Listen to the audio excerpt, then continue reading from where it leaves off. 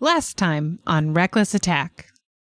The long, awkward wait outside Agmar's walls becomes a flurry of activity as the party is ushered in through the city's main gates. Inside, they find towering structures, mysterious artifacts, and a whole host of potential new friends and allies. What else lies within these ancient, blood-red walls? Find out this week on Reckless Attack.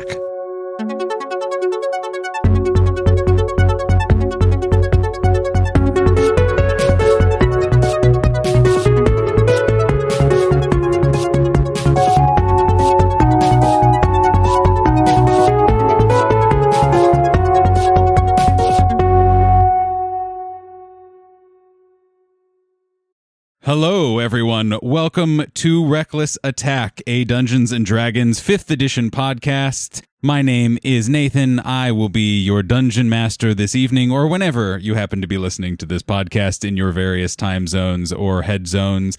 I am so excited to be here tonight with all of my lovely players. Hello, lovely players. Hi, Nathan. Hello. Hello, lovely DM. Yep. Hey, ooh, yeah. All right. Some bonus points over there. The loveliest That's DM. Fun. Inspiration, please. No. I mean, you know, player Give me cards, what right? I crave. Right. Extra dice to roll. Well, you know, I don't know. We'll see what happens. This episode, 15. Oh my God. I almost said 11. That's very wrong. Right. It's episode 15. I hope you all feel good. We've almost we've had more than a dozen episodes. Mm-hmm. It's pretty neat. This is the first episode in the new year of 2022, isn't it? Happy 2022, everyone. Yeah. 2022. Ooh. Well, thank you all for listening I'm just going to round up and call it a full calendar year throughout all of 2021. Mm-hmm. We appreciate you all, you listeners. But that's enough from me, So DM we round Nathan. up to the nearest decade. Reckless Thank you. Attack, podcast of the 2020s. I think we can all agree on that. Yeah. Now, that's enough from me. To my right is... Hello, everyone. My name is Steve, and I am playing Sylvesterlin, the Dragonborn monk. And he's got some stuff going on. Indeed. Yeah, because from the last episode, I believe he is still down, let's call it several points of wisdom. But I guess we'll get into that during the episode. And to my right... Hello, everyone, from the future. Actually, it's not the future. My name is David, and I play Cascarin Brightmane, the Dwarven Morlock, who is, like myself, feeling rather overwhelmed by just all of the stuff that we have now seen in Agmar. This is Cascarin's not first time in a big city, but, you know, when you first enter a new city and see all of the stuff going on, it can be a lot. Hello. My name is Jonathan, and I play Checkers, the Grung Druid, and his trusty frog pal, Mango. I, Jonathan, am overjoyed at being able to play Dungeons & Dragons again with all my friends. Yay! Because it has been a little bit since we've recorded. That's true. And I just want to say hi, everyone. It's good to see you all. And Hi. every week that passes without D&D is interminable and feels like a decade. Another week that I just slowly wither away into nothingness. That's right. Until you are once again watered, Right. fed by the sustenance. The spring of Dungeons & Dragons. Yeah, well, I like that you said spring because I was about to say teat of Dungeons & Dragons, and I like yours much better. I don't know about that. But Checkers is, again, also as Cascarin, in awe, not so much of the different things in the city, but just how tall things are. Yes. And very excited to go and see what the Ruby Citadel is all about. This whole situation. Oh my gosh, I'm just imagining Checkers in the Assassin's Creed outfit. just like going all over Agmar. Swan diving off. Right. Yeah. It's just like an unlockable outfit for Checkers. Right. I mean, Nathan, we could... hey, if you want to use some of your copious upcoming downtime to find a clothing, what's the word? A clothier. yeah, we'll say that. A tailor. I A don't know. tailor Yeah. or whatever. And that's what you decide. As long as we are legally protected from any sort of Activision lawsuits or whoever does that. Is it Ubisoft? Is it Ubisoft? I I don't think know. so. From anyone, then, whatever. But also, I would challenge the idea that Checkers could ever keep a bright white garment clean Right. for more than 4 seconds. Right. He does not have prestidigitation, so it's staying like that basically throughout the entire campaign. Yeah, This is really exactly. how we transition to our pirate campaign, which is the one we've always wanted to do. Don't tease me like that, David. How dare you? You know, David. We've talked about this. Anyway. Hi, I'm sorry I derailed this whole thing. No. Assassin's Creed. It was good. But it's me, This Sophie. is the content. This is what we all crave at the table. Sophie the derailer. I play Valeska Carter, the human Astric cleric of the Arcana domain, who has a very lengthy list of to-dos for today.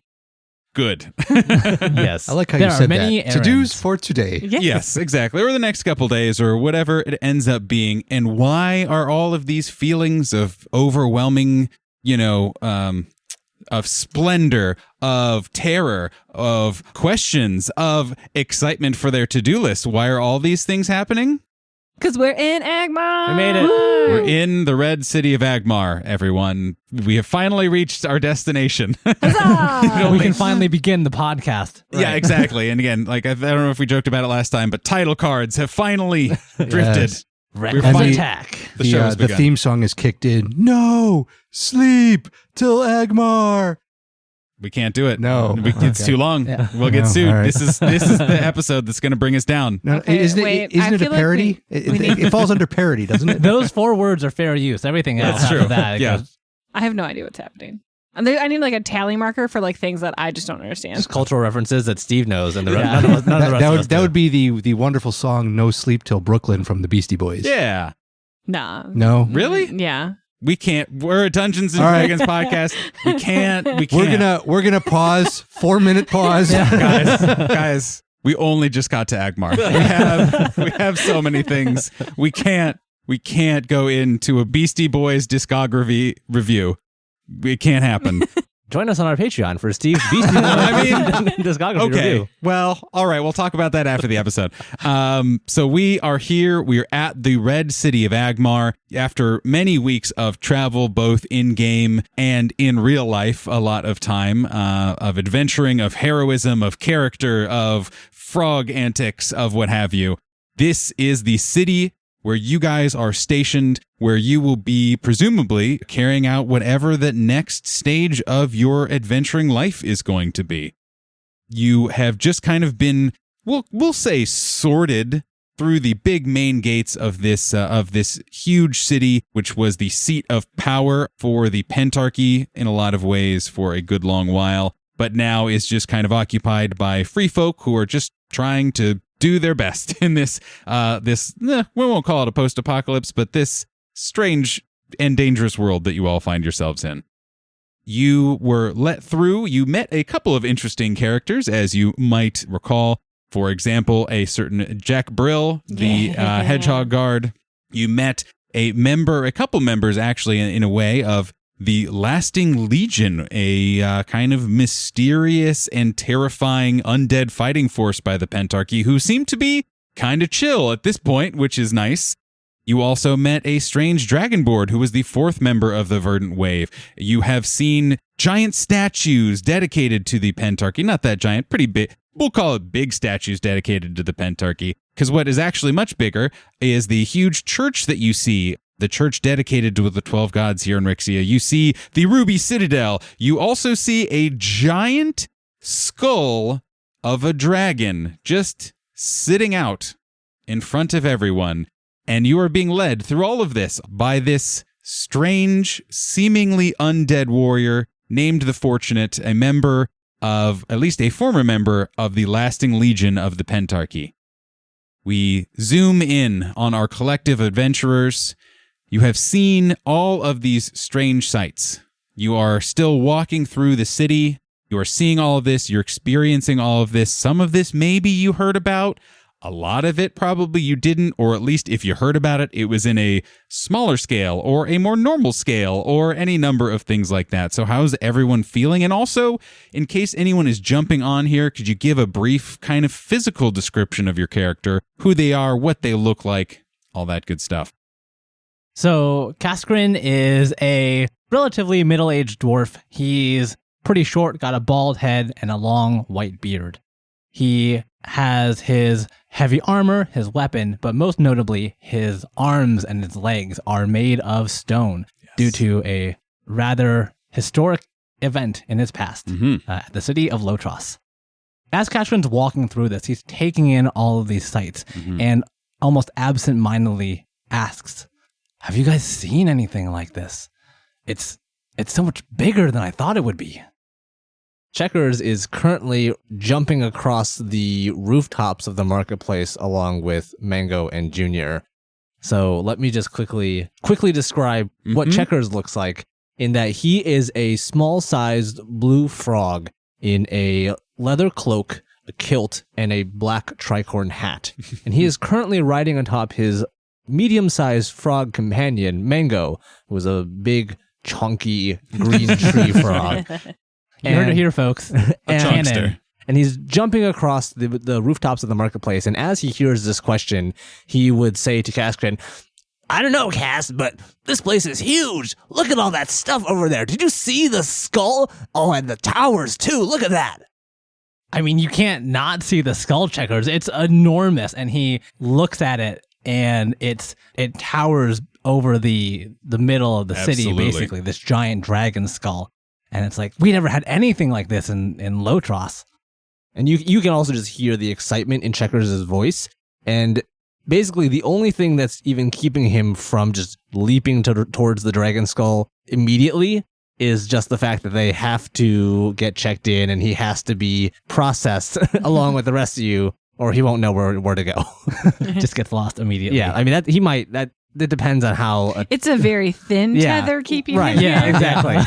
This is Jonathan trying to rein in Checkers. He is barely within the party's orbit. Right. The Yes. slightest nudge will throw him Yeah, so into no one oblivion. say anything to Jonathan or Checkers. Just keep it as boring as possible so Checkers stays here. This is the strangest combination of both very open and very crowded that I have ever seen.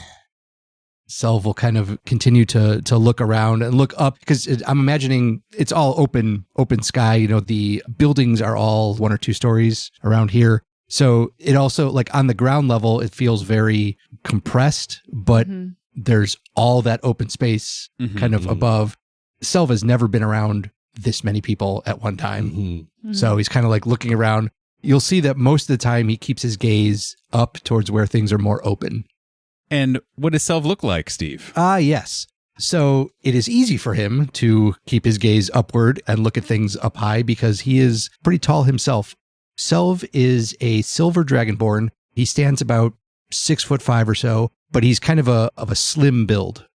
Typically, he's wearing some loose-fitting clothing that are in the colors of his monastery, the Bingjuzi Monastery. He kind of wears a mixture of red and gold. And depending on the occasion, they'll either be like more, I don't want to call it more fancy, more dressy, Formal? uppy or formal. Yeah, formal Yes, is a good word. Yes. More formal occasions, he will have more gold on, and more in his traveling, it's more of like a red or darker red or crimson or something like that. But that's basically kind of what Selv's doing, is just kind of looking up and admiring the open space and trying to keep his gaze away from most of the other crowding, kind of relying on his companions Makes sense. to get him where he needs to go. Yes. Val, with her passive insight, might notice Selv just trying to look up and trying not to pay attention to the crowd. So she'll come up and grab your hand. But though Val is 5'0", she's this tiny, pretty just thin person. Yes. It really looks like there's not a whole lot to her. She's got some a leather breastplate, studded leather thing on, and she has still her eye mask on that's dark blue. It looks like a little robin mask for her ancient sunglasses, being from a desert city. She might not need them in Agmar, but more of It's a look. All the cool people wear them when they don't need them. And she's got her short brown hair braided back into a little clip. In one hand, she's just clutching a notebook. And as she grabs your hand, she'll put it on her shoulder, because she would be walking with her arms straight in the air. Like a toddler. Like a toddler if she tried to hold Selv's hand, but just or maybe even on her head, because she wouldn't care how it looked, but just hey, just follow me and we'll get there, and kind of allow Selv to look further up in the sky. Selv will kind of pat her a little bit, and then you'll feel he'll palm. Yeah, well, not not to painful thing, but you'll feel his him palm either your shoulder or your head, depending on where you've put his arm. The head is probably the only thing that really height-wise makes sense. He'll kind of like palm your head a little bit. Yeah. Like So a it's basketball. like you have, or you have like a leather skull cap or something. Yeah. Yeah, kind of. Except it's dragon scale, maybe. Yeah. Yeah. Cascarin's looking actually at the opposite thing of what Selv is. Where Selv is looking to the sky, Cascarin is looking to these enormous blood red walls of Agmar.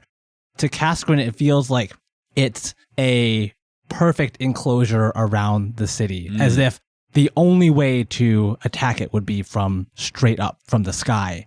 And he is, thinking how incredible it is that people can make stone structures like this. What a wonder this city is to be so strong through the ages of history. And knowing that, of course, it was made essentially by 5 people, give or take, with a little bit of magical work. Little bit. Well, to them, maybe, you don't know. Yeah, true. Very true. Does Cascarin feel, especially compared to weeks on the road, right? How does Cascarin feel in terms, does he feel safer behind these giant rock walls? Does he feel more comfortable, more at home? What's his inner basic instinct feelings towards being behind these thick walls? Or is it just like, this is a lot, it's cool, but also, oh my God.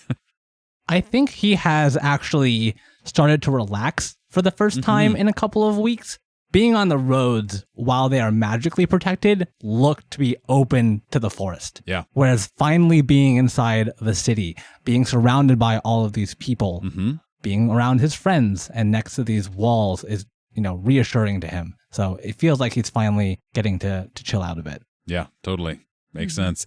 And you also, of course, before I forget, because would be a classic Nathan move, you were also, of course, still being followed by your wagon that you got here with.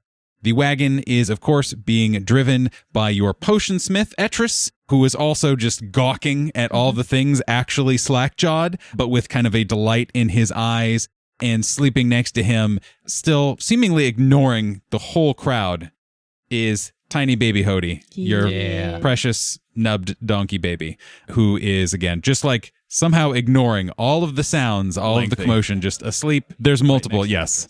So you guys are being driven through this. Is there anything, are you just kind of focused on getting to the guild hall essentially? Are you wanting to take any detours? Are you wanting to stop? Anything like that?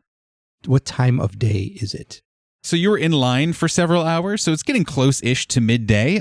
As you might remember, it's actually technically raining, but also once you step through the walls of Agmar, it seemed to be magically lessened, where it is still kind of sprinkling, but not nearly the heavier rain that it was outside. So it seems to be magically protected, so the sun is still somewhat out. And looking up, is there any indication that it's actually cascading off of something or down something? Not that you can see, but if you were to maybe go to a wall or something like that, you might be able to get a better feel for it. But right now you're just kind of looking straight up into the sky and can't see any particular details, but doesn't mean it's not somewhere.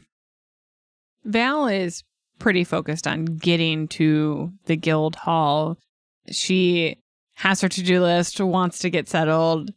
If anyone's listening kind of closely, she is used to a big city, but this is just a lot of people moving everywhere, and she doesn't understand the rhythm of this city yet. It's a nice way to put it. So she's okay, but she's very anxious. And so she's just kind of muttering to herself, in a prayer kind of way, just to keep her calm of if you're organized, you're not overwhelmed. One of the mantra. Exactly. One of the holiest of tenets of your order. Yes, absolutely.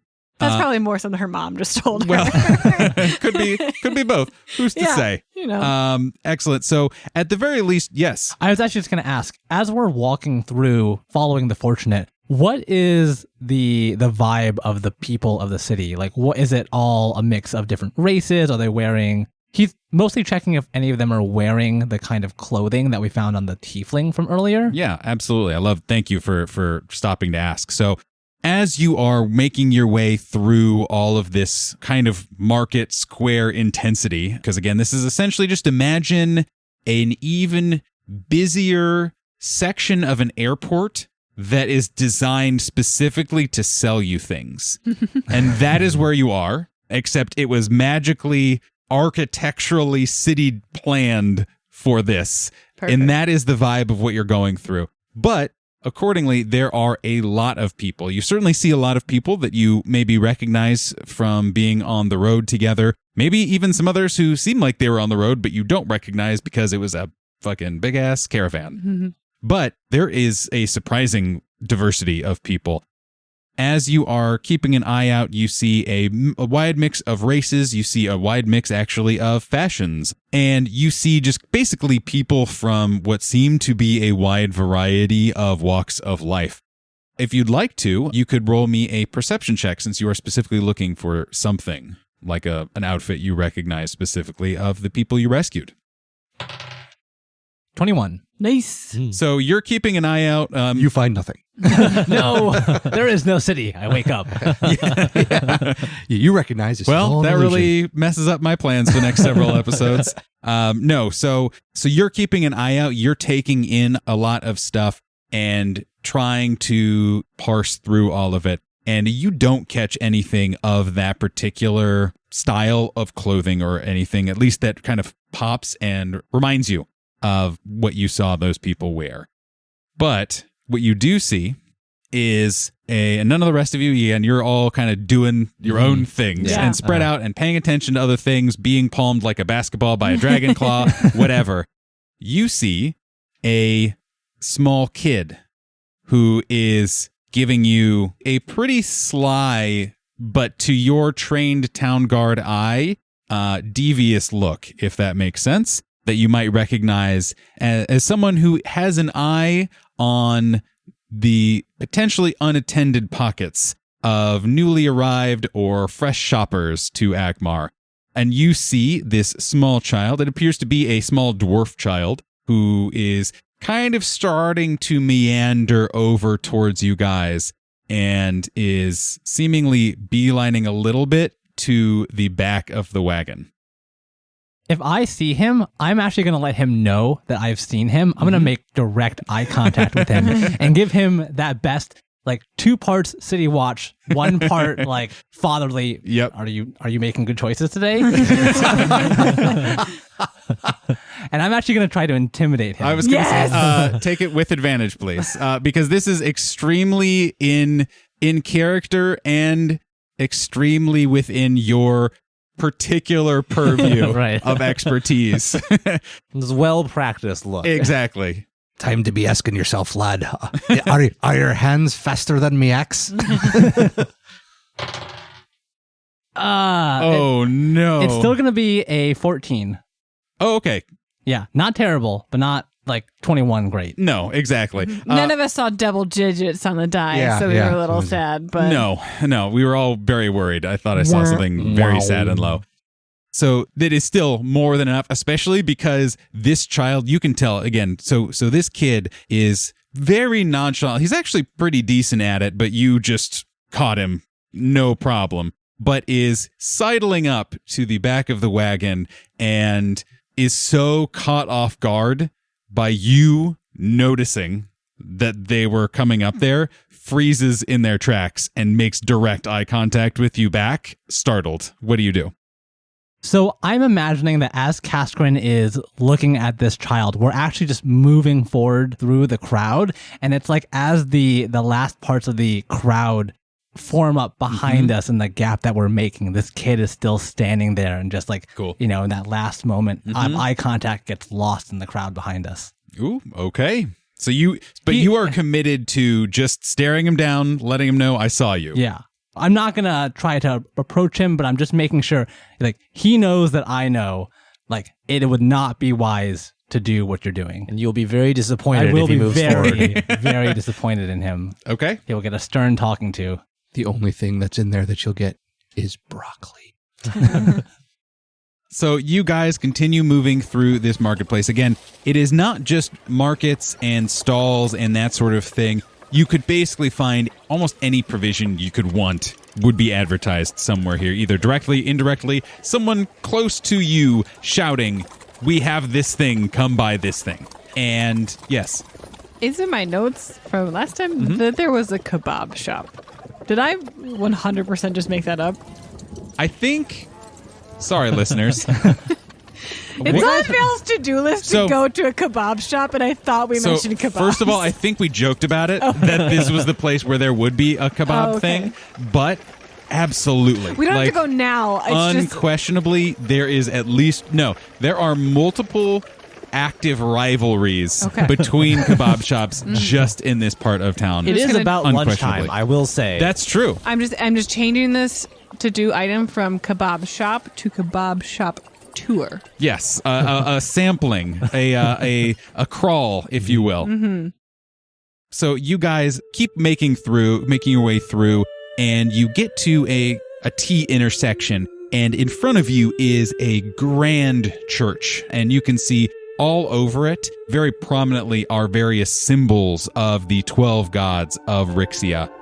In the middle of this kind of big archway door, at the middle and top of it is the symbol of the 12, with kind of each little individual marks of the gods, basically, just kind of symbolizing the connectivity of them, of their story.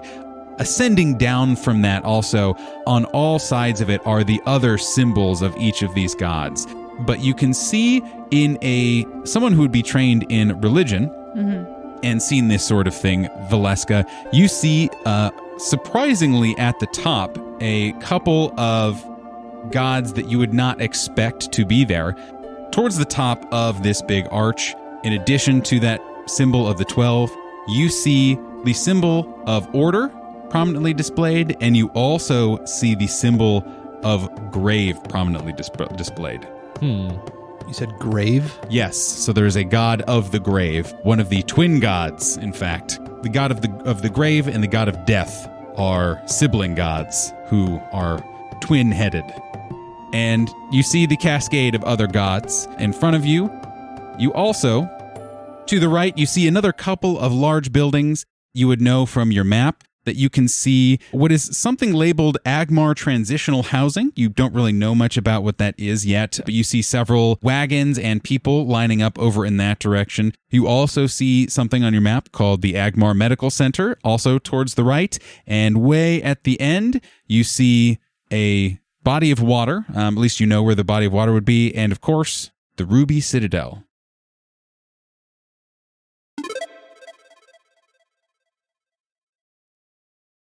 Hi everyone, it's Jonathan here with the Midroll. We've got a lot of great episodes coming out this year, but first, a quick announcement. As you may have heard previously, our DM Nathan is going to be doing interviews with both the Reckless Attack players and members of the TTRPG community. And we're going to be making those full hour-length interviews available for everyone in our main feed, under the new title, Reckless Attack. This is particularly exciting because on Thursday, January 13th, the first of these interviews will be going live, and that is with the incredible dual DMs of the Planet Arcana podcast, who are a personal favorite of mine. The folks at Planet Arcana are hilarious, and you will not want to miss this interview. We've got a lot of new releases coming out this week too. We just released our first Tale Till Now episode, which is a summary of all the events of the podcast so far. If you're a new listener who wants to jump in, this is a great starting point, but I'd encourage you to listen to all the episodes just because I think they're a lot of fun. And for all our patrons over at Patreon, we're putting together not one, but two new behind-the-screen episodes.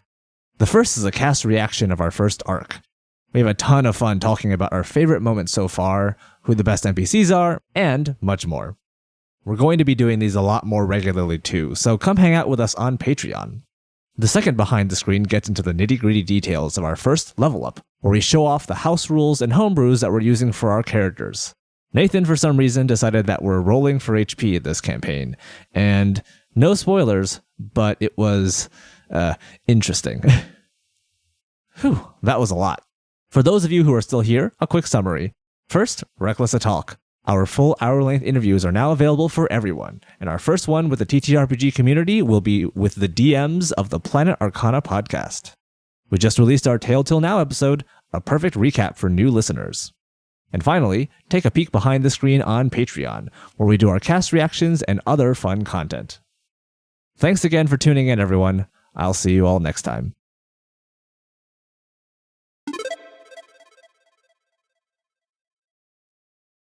The Fortunate actually turns around and says, "Is everyone still here?" Sadly, yes. Present. We're all here. Yes. As Val looks questioning, like, why are we sad about it? Well, there were other places I wanted to go to while we were going here, but I guess that'll have to wait till tomorrow. I'm sure we will be here long enough for you to explore every nook and cranny. You don't know that, Self. I should hope that we're going to be here long enough, Checkers. Do you have something planned? Apologies. We are all here. We can continue. As I'm certain Cass and Checkers just keep going. Yeah, just in the Is there something you want to say to us, Checkers? So that question will prompt Selv to actually look back and check to make sure the wagon and Etris and Hody are still there, like behind us. They are actually a little bit further behind you than you expected, as you see that a merchant has actually cornered them and is holding, you can't tell, like a box of something up to them, gesturing, and Etris is kind of leaning over, looking quizzically, clearly 100% distracted by whatever it is that this person is offering. Cascarin, can you go get Etris and move the wagon forward? So Cascarin will Oh, I was going to say, just don't even say anything. Just get the horses and just start leading the horses. Yeah, kind of basically. Like he goes up to the person that's holding the box. He just puts a big rocky hand on it and slowly pushes it away from Etris, and then grabs the horse reins and like starts to move the whole wagon forward. By leading the horses? By leading the horses, yeah. By pulling the whole wagon with his bare arms. All right, athletics check. Yeah. And you're able to get things moving, no problem. Etris, you can hear him kind of yell, so, hey, hold on, I was hungry. Wait, but Cascarin. And you see this individual kind of spin around, and you see in this box, you see it is just a human man, seems to be middle-aged, and is wearing some nice fine robes, and is in this box has what seems to be a display case of dried meats that he is gesturing and trying to sell. And he says, "Well, hold on, Sir Dwarf, please, Sir Dwarf. Can I interest you in some of the finest jerkies and dried meats on this side of Rixia?" The whole scene in your head just plays in reverse as the horses walk backwards, and we just the box is presented to Etris once again, and instead of pushing the box away, he takes a small peek, sees that it's jerky, and his eyes are just like, "Oh, well, now that you mention these fine jerkies, sir, perhaps we will take a look. We're not doing anything else today, right, guys?" A intoxicating smell hits you as soon as it turns around. It is a strange, interesting blend of spices, of scents, of sensations hitting your, I don't know how sensitive your palate is, I suppose. I won't make that character choice for you. And he says, "A wise decision, sir, a wise decision. My name is Pete, and may I present you some of my finest meats." Pete's meats! And Cascarin, like, he's just taking in the aroma, the spice mix. After weeks of being on the road and eating nothing but like miserable jerky, it's now like finally time for him, to have this. To experience true culinary pleasure. Yeah, exactly. In dried meat format. Yeah. Pete, you said, right? Heck. I'll pause you there to give you a moment to ponder. For maybe one of the only times in this whole podcast, we worked very hard. We played together for a long time before this. And, we were very strict on let's make sure we're starting fresh. We don't want to have any inside jokes, that kind of thing. But I decided we should give ourselves one. Sophie, I was trying very hard not to stare at you literally that whole time. Would you please, and Sophie is just like giggling and beaming, as we all are. Sophie, could you please explain to our good listeners the one inside joke that I have decided to insert into this podcast, the significance of Pete's Meats? Yes. Where to begin? Yeah, right. So many things. In our previous campaign, I played Umbra Bearclaw, who started as a straight barbarian. Yes. And we were in a town that had magically fantastic produce. Yes. And Umbra was like, well, where's the meat, basically? Yes. And Where is Andrew? the beef? Andrew was his name. Andrew? Indeed.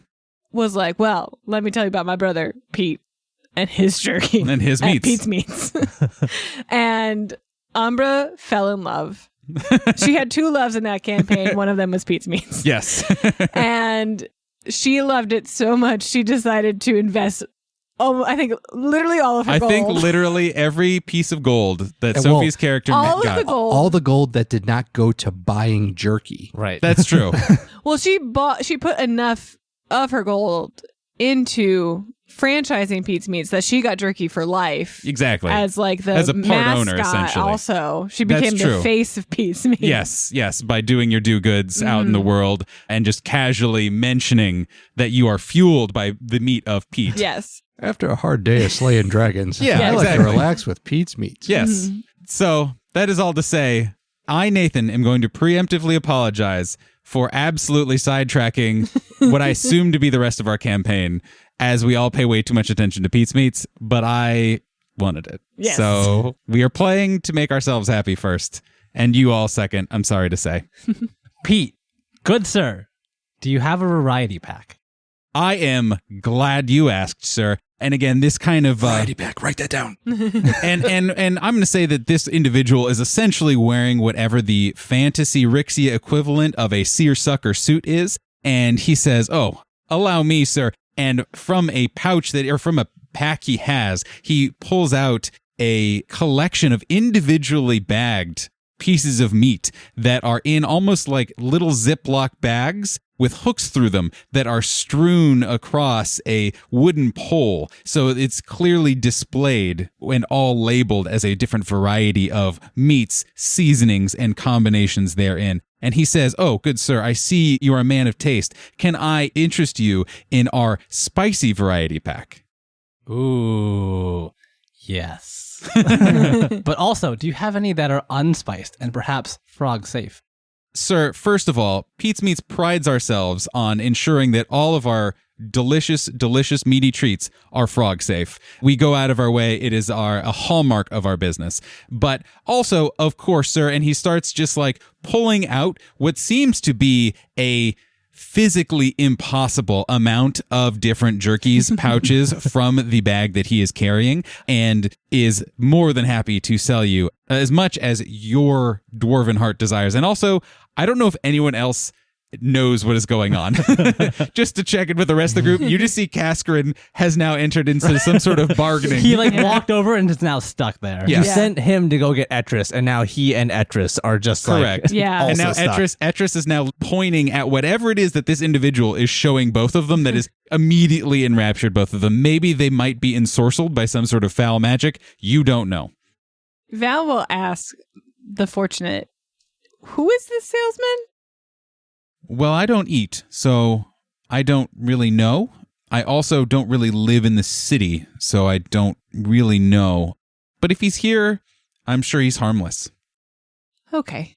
Thank you. We'll wait 1 second, and Val will take Selv's hand off of her head and just set it by his side, and then walk over and be like, Cass, come on. I said you should get this thing moving. We got to get to the guild hall. No, Velasca, come here. This is important. You don't understand. You don't understand. So- and Sorry.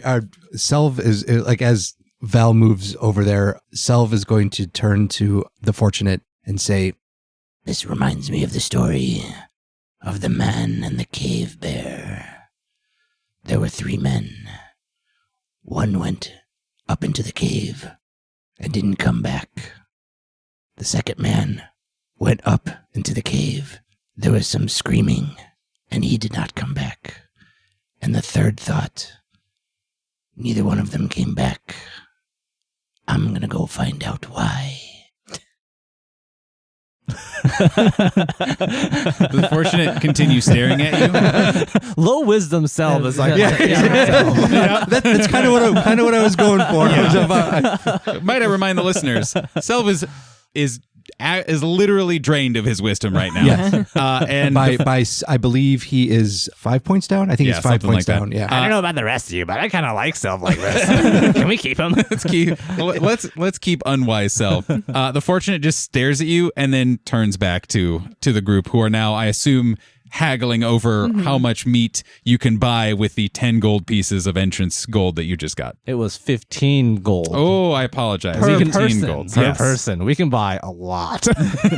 There's like this moment where Cascarin has these boxes of jerky, like Checkers was with the fruit, and just handing them to Etris to put in the back? the back of the wagon. Sackfuls Yeah. of meat. I think Cass was trying to tell me your name is Pete. Oh, Is that correct?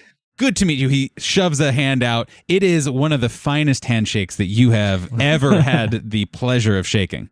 Val will return it enthusiastically and be like, Pete, all of this jerky looks absolutely amazing. We are from the Golden Tree Guild. I am trying to keep us on a timetable. We are going to be good customers of yours, but not at this moment. Cass will pay you for everything he has just loaded up in your wagon. And trust me, we will be back because it's taking everything I have right now to walk away from you. I was going to say, roll me a Constitution saving throw or some other saving throw. How would you like to be the premier supplier of the Golden Tree Guild when it comes to dried meats? Constitution? Yeah. I think that's just a 12. Okay. That's enough. 13. Oh, yeah. There we go. Wow. Big rollers. But that is enough that you're able to mostly keep your focus, but you do get a waft of jerky scent that is very interesting.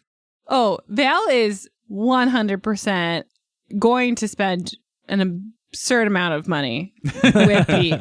But she has a timetable. Pete is not on her to-do list. And she is now becoming overwhelmed. Yes, that's fair. With her organization going off track. So, fabulous. Once you've been playing D&D for a long time, you tend to gravitate towards certain types of characters. I think we have finally hit on Sophie's. We had jerky Sophie's characters. Yeah. But Valeska, as we're like getting Valeska. dragged away. Sir, I'll be here all day. As he shoves the handful of gold that he has gotten from you into his bag.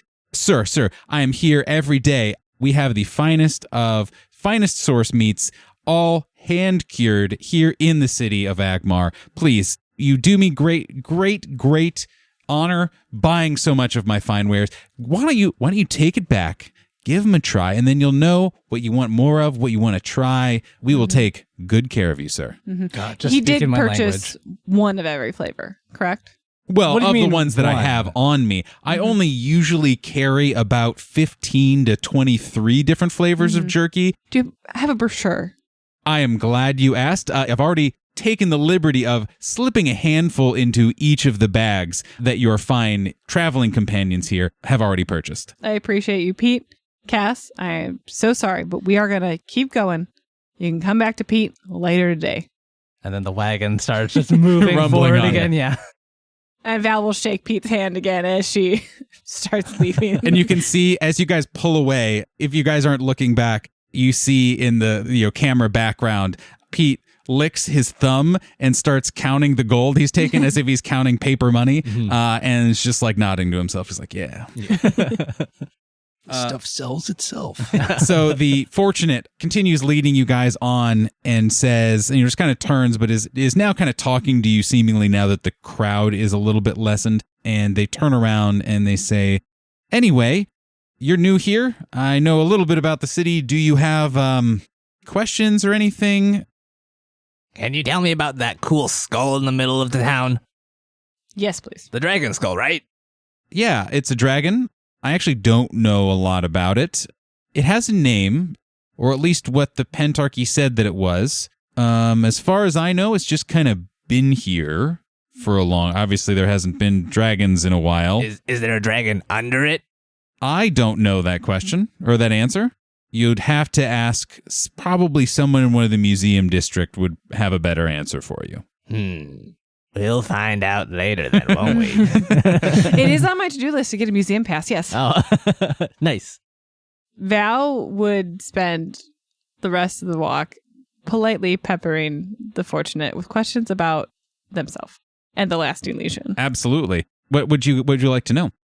Val would probably start with, The Fortunate, please tell me if I am being impolite, but I didn't think the Lasting Legion was still around. What? The histories don't mention you after the fall of the Pentarchy. Mm-hmm. What happened? Well, first of all, we don't care too much about politeness. It's kind of a mortal thing. A concern of the mortals, Okay. exactly. Mm-hmm. I wish I kind of had better answers for you, actually. But all I can say is that we do not remember who we were in life. I understand that was a design feature, and we, at some point during the Ultra Giant's reign, woke up. We became conscious, and we tried to put things together as best we could. We eventually wandered here. We didn't really have any connection to it. It was just a place with walls. And one day, a bunch of survivors came, and that was the first people to come and resettle the city. It was tense for a bit, Mm-hmm. but we are now here serving to help protect the city. Fascinating. And Val just like kind of says that under breath, just like staring a little bit. Yeah, and as this like armor is like clanking loudly as they are walking, the streets basically. Mm-hmm. Just to clarify, tense as in like, or tense as in they were all living in. They were not living in tents. Okay. No. It was tense as in, hey, I thought, why are these undead shock troopers here just hanging out in the city? Refugees coming in, I was thinking, oh, tents. They were all in tents. And then I'd realized that might not be what everybody else heard. Everyone stop. Look at Steve. Oh, Steve. I shall bow my head in shame. So, as you guys proceed through the city, it very quickly goes to a much more reasonable amount of people, and it starts to kind of thin out the closer you get back to the outskirts of the city. The further you get from the marketplace, from the museums, from the church, all that kind of stuff, you start to notice a few more empty storefronts, a few more empty houses, even a few ones that have fallen seemingly into total disrepair. You certainly see every once in a while there'll be someone who has clearly moved in. You see maybe people kicking around inside of these buildings. But where you guys are going here in the north side of the city, you start to notice that, not all parts of the city are as busy and bustling as that kind of main stretch. Are all of the roads and all of the buildings in the city made out of that same red material, or are there any other construction materials that we see? Yes. So the houses are not made out of the same red stone as anything as the walls or the citadel itself are. It is a mix mostly of wood and a couple stone, that kind of thing. All of the buildings that you're seeing are all pretty simple 1 to 2 story buildings. They seem to be very moderate, not anything too opulent, at least in this part of the city, especially compared to what you saw going in. These huge, impressive structures. And you continue to walk through, you continue having any amount of chit-chat, that sort of thing. A lot of the people, again, there are still certainly a few here and there, give you a nod, just out of courtesy, probably checking you out just a little bit, because you're a little bit of a weird party, but not that weird. Again, you met a hedgehog guy earlier, so, whatever. Mm-hmm. And soon, the Fortunate slows down and stops in front of a well-crafted wooden building. It is fairly decent in size, probably a little bit on the bigger end for some of the buildings that are here. It is flanked also by a couple of empty buildings. In front is a horse post to tie whatever mounts and such that you would like to tie to it, with an empty trough there. And you see a thick wooden door right in front of you.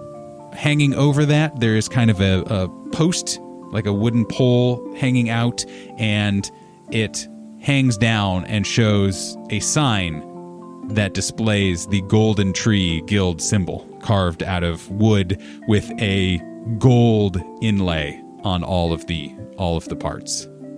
The Fortunate turns and is about to say something when the door, this thick wooden door, slams open. Boom! And there's a moment, and a woman emerges. This woman is in a wheelchair, but is still somehow one of the biggest people you've seen.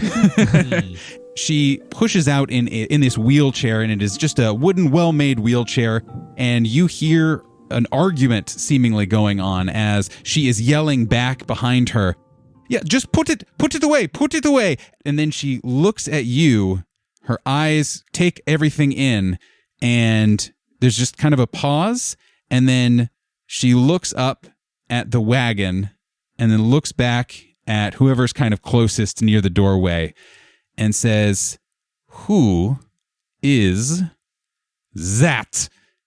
And she points in this thick accent to Hody.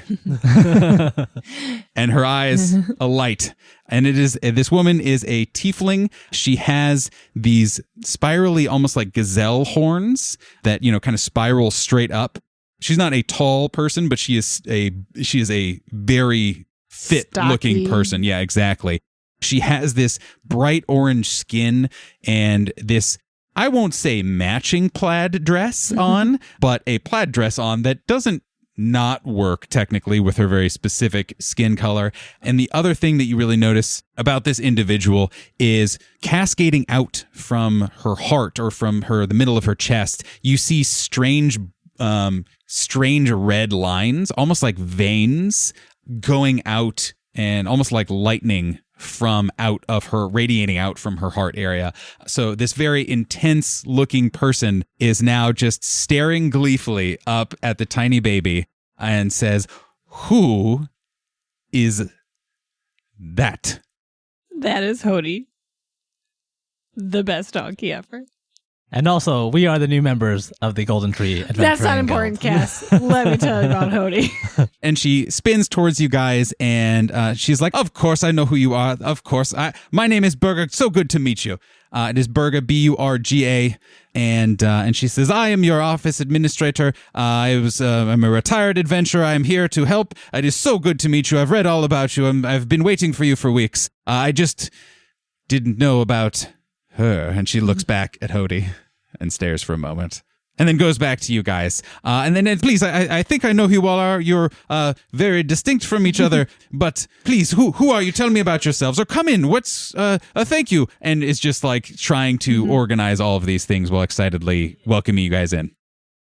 Val will turn to the Fortunate. "Thank you so much for escorting us. I believe Burga has us well in hand." And the Fortunate nods also at Burga, who kind of waves back. And the Fortunate says, "I'm sure the shield will be by sometime tomorrow just to introduce himself. He likes to do that with the new guilds. I'm sure I'll see you around." "Thank you." And they start walking off. Well, Burga, I am Alyssa Carter. It is great to meet you. I am very excited to be here. Yeah, and again, handshakes are traded. How do you introduce yourselves? What do you say? Checkers was going to hop up on Mango and sort of come up and to say, "Hi, I'm Checkers. This is Mango. That's Junior." This is Mango. Wait, and there's a Junior? Yeah, and Junior's little frog eyes pop out of the hat. And Checkers is going to ask a very pointed question of, "What's with the chair?" "It is a long story. Adventuring is dangerous." And she says it with kind of a very earnestly. Is like, "Yes, it is. Adventuring is very dangerous." Oh, okay. That's cool. I was out on a mission. A monster hit me, and well, here I am. Burga, I feel like I'm going to buy you a drink and you're going to tell me more details about that story. I would be happy to. Selv will kind of go up and give a lower bow, since this is a older person, I guess, and also sitting down. Yeah, and she's definitely middle-aged at least, for sure. And then say, "My name is Sylvester Lynn. A pleasure to meet you." And she very, solemnly also offers up a hand and shakes it enthusiastically. Selv will shake her hand back. I don't know if this would be an insight roll or what, but how is her grip? Like, does she seem like somebody who has fought and carried weapons, or are her hands softer like a spellcaster might be? Let's see. Yeah, that can be an insight check. Sure.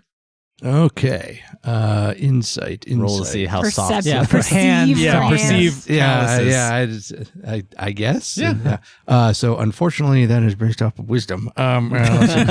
So we're down 1, 2. So this would only be at +1 instead of +4. That would be a 9.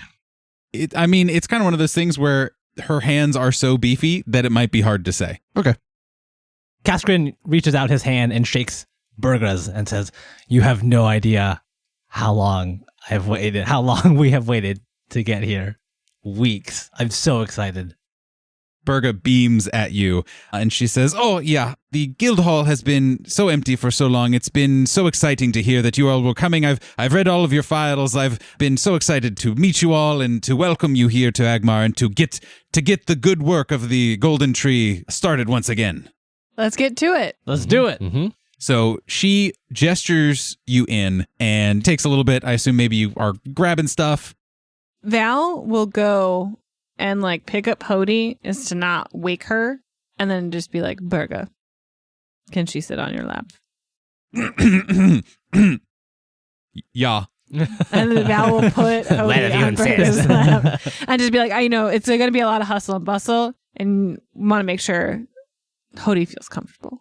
You pick up Hody and just transplant her onto Burga's lap, and Hody does not stir even a little bit, and it's just perfectly as if copy pasted onto Burga's lap. Perfect. I love that like Hody gets smaller and smaller in my head canon every time we describe her. And now she's like, I mean, like with a baby donkey, they are 90% legs. And so Yes. like Hody, it just has like her big, long, like normal donkey legs just like folded up like origami I'm underneath here her. for Yeah, it. and it's lightly 100%. bagelled. She really, She can compress. condense, Yeah, compress. exactly. There you go, yeah. And she will compress further for a comfortable lap to sit on. Absolutely.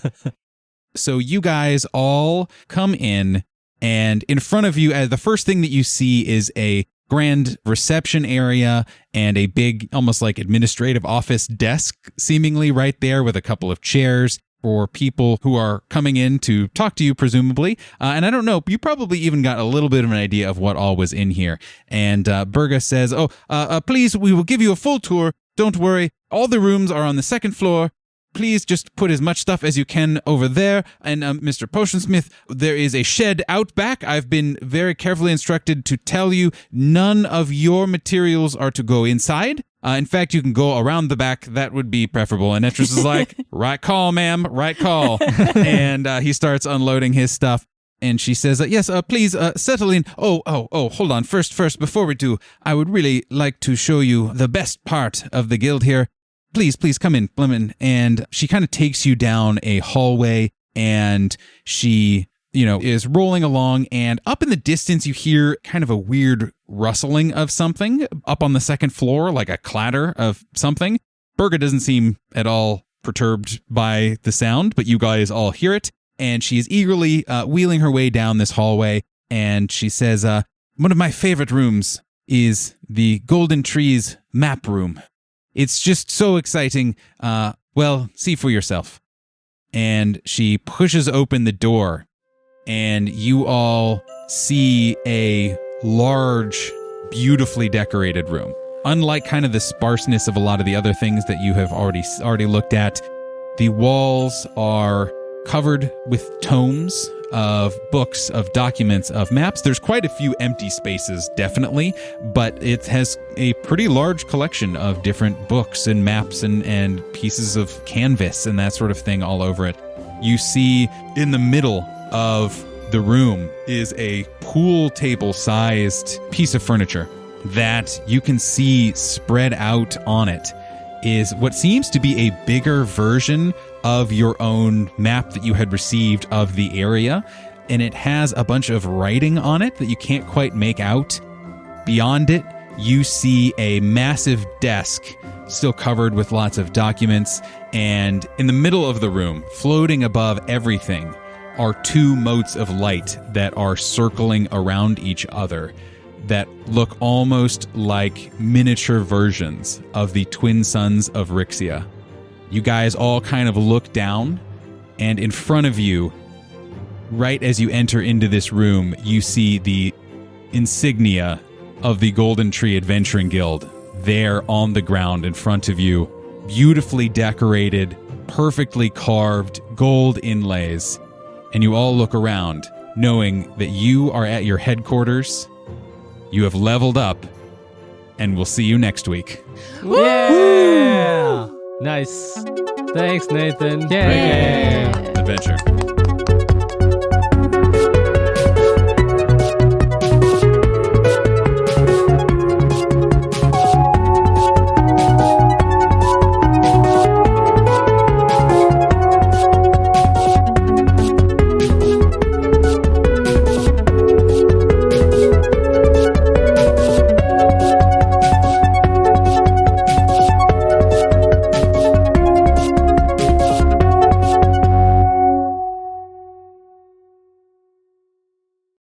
If you love Reckless Attack, you'll love the people who helped us make it possible.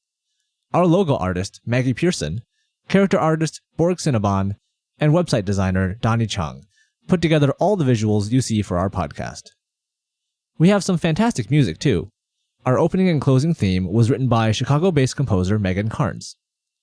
We also used the works of Michael Gelfi and Alexander Nakarada for our background music. You can find all of their social media links and more info about them on our website, recklessattack.com. See you all next time.